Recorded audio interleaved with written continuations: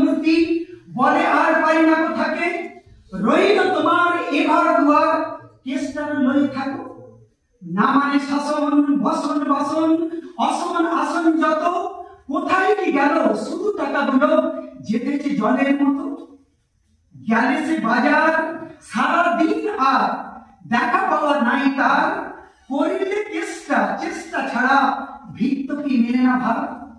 শুনে মহারেগে ছুটে যাই বেগে আমি তার টিকি ধরে, বলে তারে পাজি বেরো তুই আদি দূর করে দিন করে।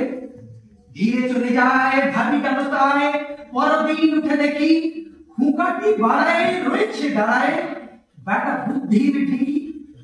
প্রসন্ন মুখ নাই কোন দুঃখ, অতি অকাতর চিত্র, ছাড়ে না ছাড়ে কি করিব তারে মন পুরাতন ভিত্র।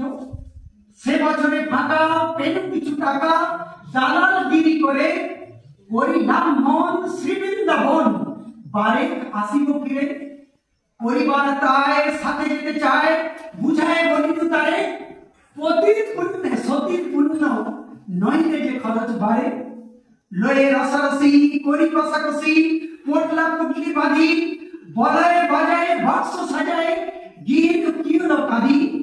পরদেশে গিয়ে কেষ্টারে নিয়ে কষ্ট অনেক পাবে, আমি কহিলাম আরে রাম রাম নিবারণ সাথে যাবে। রেলগাড়ি ধায় হেরিলাম হয় নামিয়া বর্ধমানে, কৃষ্ণ কানত অতি প্রশান্ত তামুক সাজিয়ে আনে। স্পর্ধতা